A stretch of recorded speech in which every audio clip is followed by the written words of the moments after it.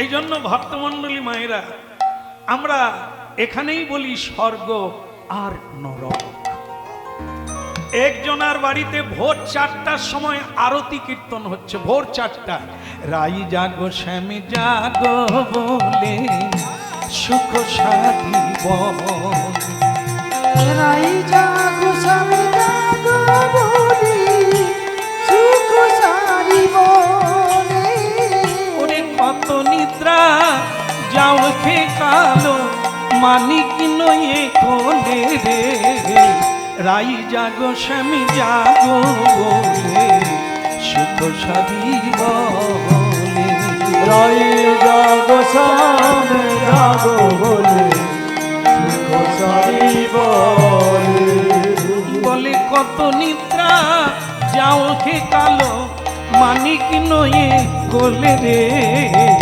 রাই জাগো শ্যামে জাগো বলে সুখ সাধি বলে। বলো রাই জাগো শ্যামে জাগো বলে সুখ সারি ভক্তমণ্ডলী মায়েরা, দুটো জিনিসের তফাৎ দেখুন, স্বর্গ আর নরক।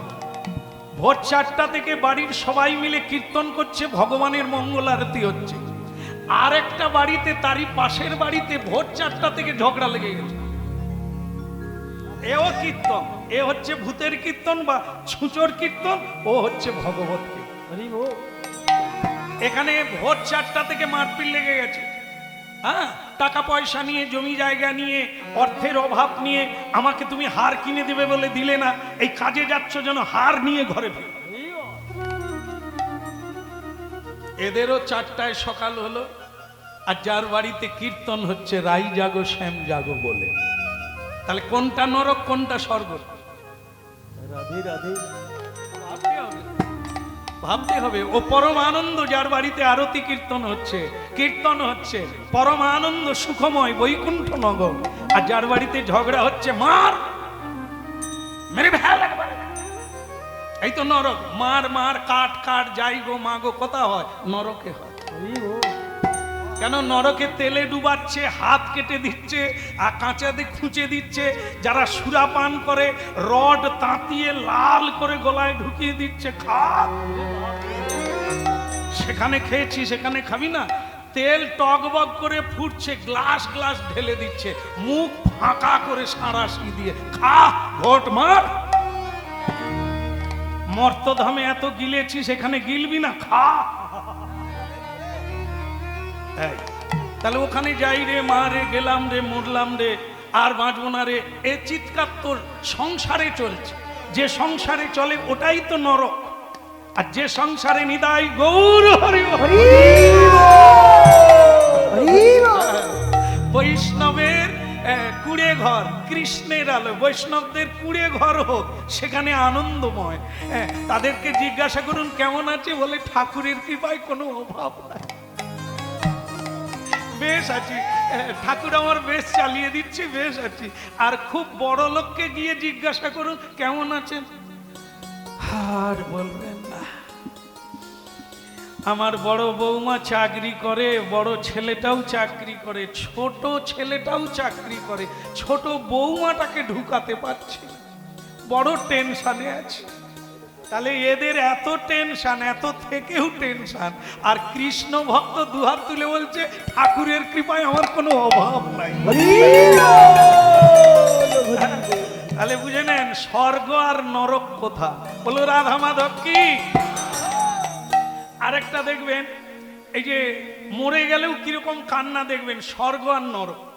বৈষ্ণব যখন দেহান্ত হয়ে যায় তার সমাধি হয়, হরিনাম কীর্তনের দ্বারা, প্রসাদের দ্বারা শ্রাদ্ধ হয়। আর যেগুলো এগুলো হয় না, উল্টোটা হয়, তাদের কি হয়, আমার বাবা মদ খেত, তাই এই মরে গেলে শ্রাদ্ধেও মদ দিতে হবে। মানে বাবা এখানেও খেত, মরেও যেন মদ খায়। কি মানুষের ধারণা। এখানেও কাঁটা খেত, হাড় খেত, মরার পরেও তাকে হাড় দেওয়া। তাহলে মানুষ কি চায়, যে সে যেন না স্বর্গে চলে যায়, বৈকুণ্ঠে চলে যায়, যা খাচ্ছিল মরার পরেও খাওয়াতে হবে। এই ধারণাগুলি হচ্ছে হরিনাম না শুনে সাধু সঙ্গ না করার ফল।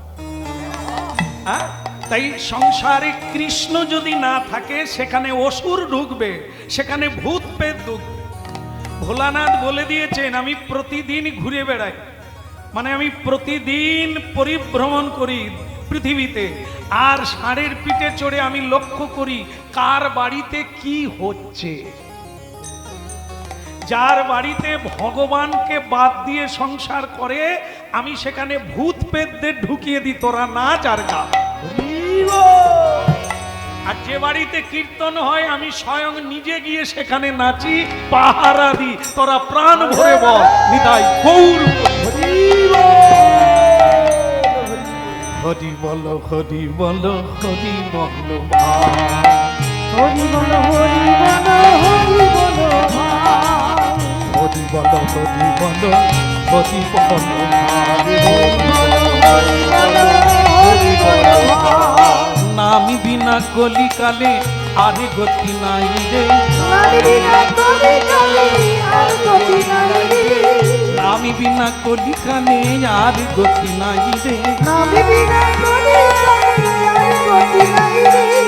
হরি বলো হরি বলো হরি বলো আরে হরি বলো হরি বলো হরি বলো ভাই। অপবিত্র পবিত্র বা যেই ভাবে থাকো প্রেমানন্দে বাহু তুলে হরি বলে ডাকো। অপবিত্র পবিত্র যেইভাবে থাকো, বিমানের বাহু তুলে হরি বলে নাচো।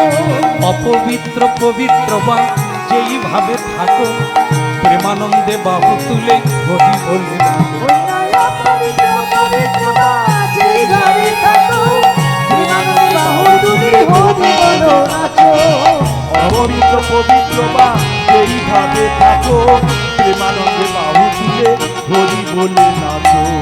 হরি বল হরি বল হরি বলো হরি একবার হরি বল হরি বল হরি বলো হরি বল, করে করো তালি দিবে হরি বল হরি বল হরি বলো তালি কেবল দিয়ে গৌর হরি হরি বলে হরি বল হরি বল, উলুধ্বনি শঙ্খ ধ্বনি হরি বল হরি বল, গৌর হরি হরি বলে হরি বল হরি বল, হরি হরি বলে হরি বল হরি বল, আরে গৌর হরি হরি বলে হরি বল হরি বল, হরি হরি বলে হরি বল হরি বল, হরি বল হরি হরি বল। এখানে যারা আছেন একটা কথা বলবো বলবো, আপনারা কেউ বাড়ি যাবেন না তো? সেবা করবেন না? প্রসাদও সেবা করবেন না? কেন করবো না? করবো, নিশ্চয়ই করবো। প্রসাদ সেবা করার তো কোনো নাই। প্রসাদ যে কোনো সময় পাওয়া যায়। প্রসাদ পেট ভরে খাওয়ার লাগে না, পেট ভরে খেতে হয় অন্য জিনিস। প্রসাদ এক কঞ্চি, যেখানে যারা সেবা পাচ্ছে ওখানে একটা দানা কুড়িয়ে খেলেও প্রসাদ, যদি প্রসাদের কৃপা নিতে হয়। আর যদি ডাল চচ্চড়ি ডালনা রসার স্বাদ নিতে হয় তাহলে বসে খেতে হয়। ওটা তো আবার 3 ঘন্টার মামলা, খাওয়ার পরে 3 ঘন্টা মোটামুটি থাকবে না না না, আবার বলে বৌমা কিছু হয়নি। মানে 3 ঘন্টা বাদে ল্যাটিনে গেলেই খিদে লাগবে। আর প্রসাদের খিদেটা এক জন্মে একদিন যদি প্রসাদ পাওয়া যায়, অনন্ত জন্মের কাজ একদিনে। রাধে রাধে প্রসাদ প্রসাদ সকলেতে কয়, জানিয়া শুনিয়া প্রসাদ পাইলে তার ব্রজধাম প্রাপ্তি হয়। এই আসার সময় অনেকের সঙ্গে দেখা হলো, পরিচিত মানুষ। তাহলে শ্যামসুন্দর প্রভু আপনি তো ওখানে যাচ্ছেন? বলে হ্যাঁ। তাহলে আসুন। বলে যাবো, তবে আপনার সঙ্গে দেখা হবে না। কেন যাবেন, দেখা হবে না? বলে না, আমি তো অন্য সাইড দিয়ে ঢুকে যাব।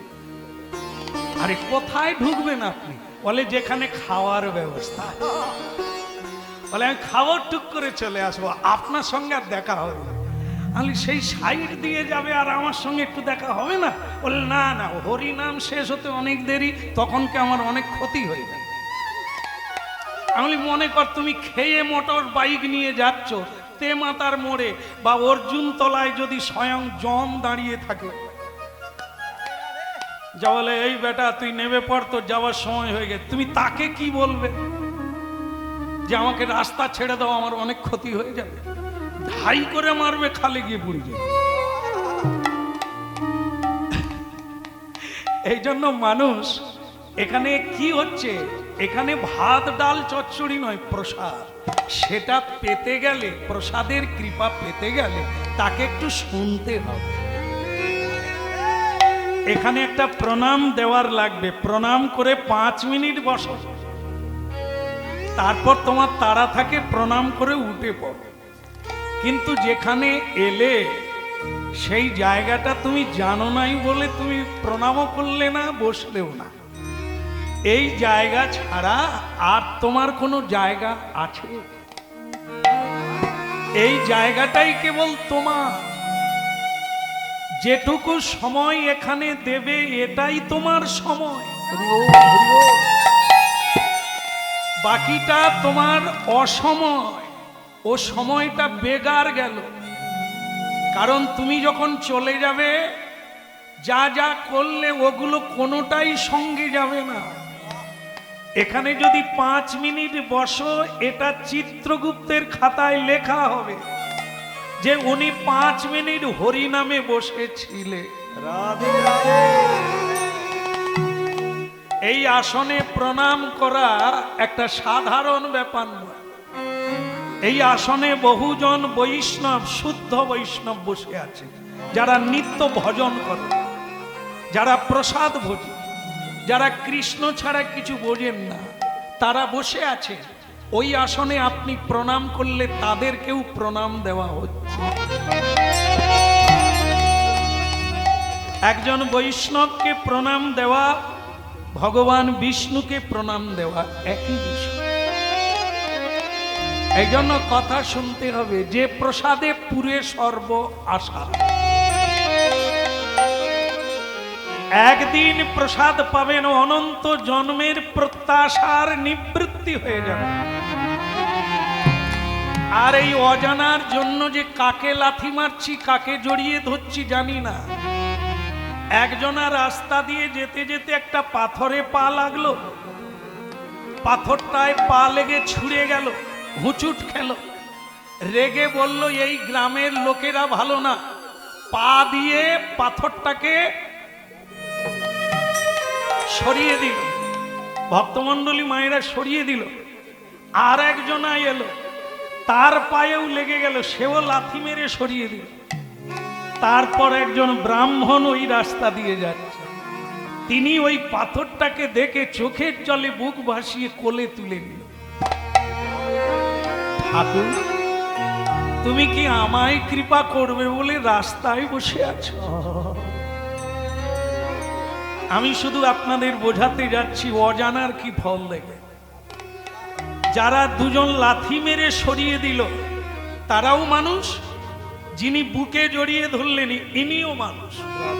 শুধু তফাৎটা কি, ওরা দুজন অজ্ঞানী, ইনি জ্ঞানী।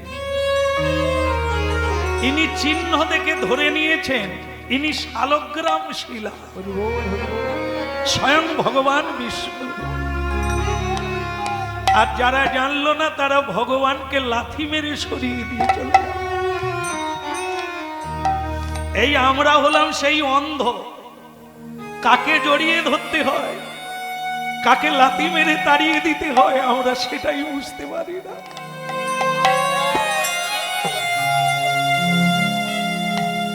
স্বজন বান্ধবকে জড়িয়ে ধরি, প্রকৃত যে আমার আপনজন তাকে আমরা তাড়িয়ে দিই, তাকে শ্রদ্ধা করি না। প্রভুজি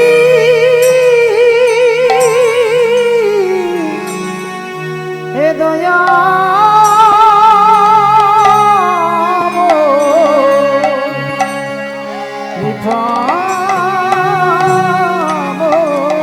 হংসধ্বজ রাজা, হংসধ্বজ সবাইকে বলে দিলে আমরা অশ্ব ধরেছি, ঘোড়া ধরেছি, যুধিষ্ঠির মহারাজের ঘোড়া।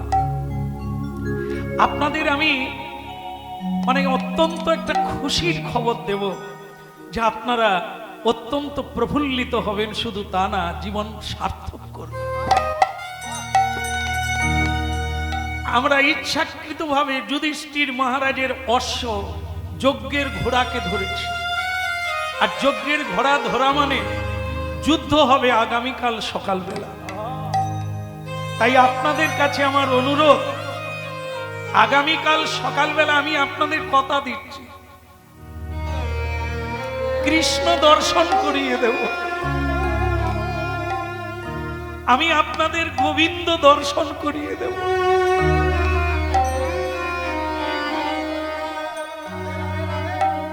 সে নারী হোক আর পুরুষ হোক, বালক হোক বালিকা হোক, দেবতা গন্ধর্ব কিন্নর হোক, সব জীবনের একটাই উদ্দেশ্য, গোবিন্দকে লাভ করা।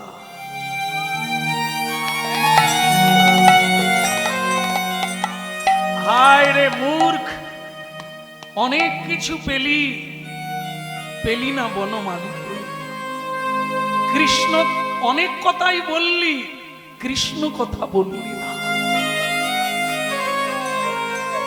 জীবনে ছাই পাশ অনেক খেলি, কিন্তু প্রসাদ পেলি না। তাই জীবন ব্যর্থ। তাই আপনাদের আমি কথা দিচ্ছি, আমার রাজ্যের প্রজাবৃন্দকে আমি কথা দিচ্ছি, আগামীকাল সকাল 7টা আপনারা স্নান করে যুদ্ধের জন্য প্রস্তুত হবে। কারণ এই যুদ্ধে অশ্বের সঙ্গে অর্জুন আছে। অর্জুন মানে নরনারায়ণ, দুজনেই নারায়ণ, ইনি নর তিনি নারায়ণ। অর্জুনকে দর্শন করতে পারবেন আপনারা। অর্জুনকে দর্শন করা মানে কৃষ্ণ দর্শন। তারপরে একটা কথা আছে, কান টানলে আসবে। তাহলে আমার কান ধরুন দেখি কিরকম। এটা না, কারোরই কান ধরার লাগে না। তাহলে কি লাগে? কান মানে কি, মাথা মানে কি? এর তত্ত্বটা কি? কান হচ্ছে ভগবত ভক্ত, মাথা হচ্ছে স্বয়ং আদিপুরুষ ভগবান। যদি কেউ ভক্তকে ধরে তাহলে ভগবান আপনাতে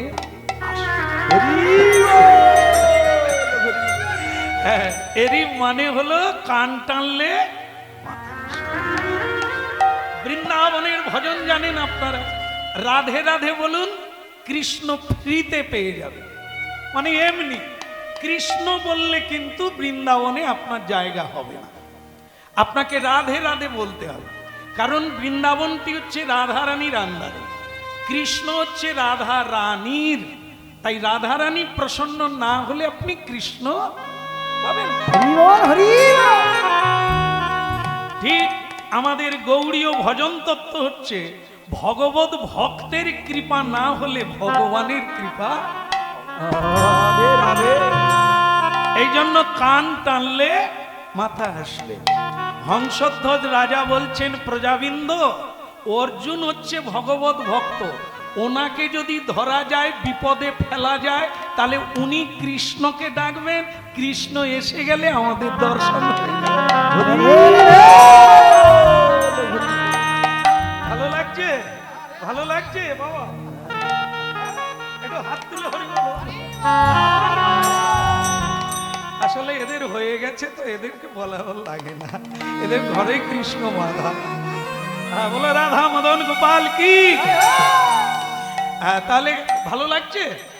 না না, আমাকে না, কৃষ্ণকে পাবেন। আপনাদের ভালো লাগছে? মানে হংসধ্বজ রাজা প্রজাদের বলছে, তার মানে কি আমাদেরকে বাদ দিয়ে? তা তো না, আমরাও তো তার সঙ্গে। নিতাই গৌর। সকলেই বলছেন, রাজা ভগবানের চন্দন ফুল আপনার মাথায় পড়ুক, আপনি যে এত কষ্ট করে আমাদের পাইয়ে দিচ্ছেন, এর জন্য আপনাকে ধন্যবাদ। ধন্যবাদ তখনই হবে যখন সার্থক হবে। আগামীকাল সকালে। আর এই যে সুধন্যা বাবা, তুমি কোথায় যাচ্ছ? যাও, কাল সকাল 7টায় আসবে। ঠিক টাইমে উঠেছেন তো। এখন বাবা সবচাইতে যে বড় ভক্ত, তার সব যার জন্য এত আশা, সে হচ্ছে ভক্ত সুধন্যা। মানে জানেন তো, একজনকে দিয়েই তো টানতে হবে। সে কে? যার পাওয়ার আছে। যেমন দেখবে দুটো বোটে কাঠের লোড করা হয়েছে নদীতে, দুটো বোট, একটাতে ইঞ্জিন আছে আর একটাতে ইঞ্জিন নেই, দুটোতেই কাঠ সাজানো হয়েছে সমানভাবে। এবার আপনারা বলুন তো কোনটা আগে যাবে? যেটা ইঞ্জিন আছে। যেটা ইঞ্জিন নাই, আগে কেন, ও তো নড়তেও পারে। কিন্তু আমি আপনাদের বলবো সমানে যাবে। বলে সে কি কথা, সমানে কি করে যাবে? আরে বাবা, ইঞ্জিন বোটের সঙ্গে যদি কানেকশন করে দিই তাহলে তো সেও যতটা যাবে। নিতাই গো, হরি তাহলে কি, যেমন কি আমরা অর্জুনের জন্য কৃষ্ণকে পাবো, তেমনি আমাদের রাজ্যে সুধন্যার জন্য অর্জুন শ্রীকৃষ্ণকে ধরে আনা। রাধে রাধে রাধে। তাই আশা ভরসা সুধন্যাকে নিয়ে। এ বড় কৃষ্ণ ভক্ত, এর ভক্তি আছে, এর শক্তি আছে, এ ভগবানকে টেনে নিয়েছে। সুধন্যা, তবে একটা বিপদের খবর শোনানো হয়নি, সেটা বলি নাকি? বলি বলি সবাইকে। 7টার যদি 1 মিনিট পার হয়ে যায় তাহলে তাকে কিন্তু টকবক করে তেল ফুটবে, তেলে ঝাঁপ দিয়ে মরতে হবে। দরকার নেই বাবা ভোর 4টায় উঠে পড়ু, তেলে মরা চাইতে আগে আসবো, 7টার পরে কেন আসবো? এখন আপনারা জানবেন, কিছু কিছু ভালো লোক থাকে যারা দেখবেন চশমা পরে কিন্তু চশমার উপর দিয়ে দেখে। আর কিছু লোক আছে এদের সমাজের, এদের চাওয়াটাই আলাদা, দেখাটাই। তা তুমি গোরা রে বৌমানা,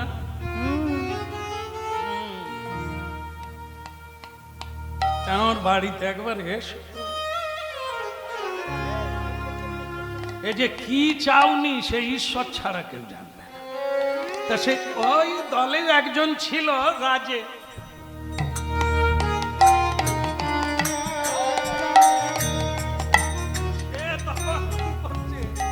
একজনা ব্রাহ্মণ, সে আবার খোড়া। সে খুঁড়াতে খুঁড়াতে মহারাজ 7টার 1 মিনিট দেরি করলে তেলে ডুবতে হবে। মনে করুন সুধন্যা যদি দেরি করে, সেও কি তেলে পড়বে? রাজা বলে আইন যদি হয় সে প্রধানমন্ত্রীর জন্যও হবে, কেউ বাদ যাবে না। তাহলে এইটাই জানার ছিল, দেখবো এবার সময় হলে। ভজ শ্রী কৃষ্ণ, কহ শ্রী কৃষ্ণ, লহ শ্রী কৃষ্ণে নাম রে। ভজ শ্রী কৃষ্ণ, কহ শ্রী কৃষ্ণ, লহ শ্রী কৃষ্ণ। আহায় ভজ শ্রী কৃষ্ণ, কহ শ্রী কৃষ্ণ, লহ শ্রী কৃষ্ণে নাম রে। ভজ শ্রী কৃষ্ণ, কহ শ্রী কৃষ্ণ, লভ শ্রী কৃষ্ণের নাম রে।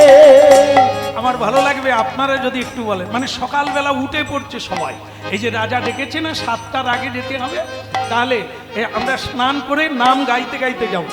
একটু বলা যাবে সবাই? ভজ শ্রী কৃষ্ণ, কহ শ্রী কৃষ্ণ, লহ শ্রী কৃষ্ণের নাম রে।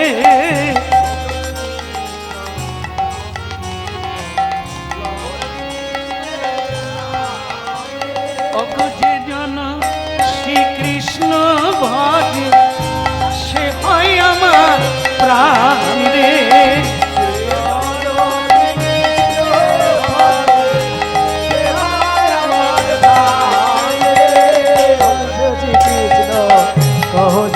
নিতাই গৌর হরিব বল। ভজ শ্রী কৃষ্ণ, লহ শ্রী কৃষ্ণ, লহ শ্রী কৃষ্ণের নাম রে। ভজ শ্রী কৃষ্ণ,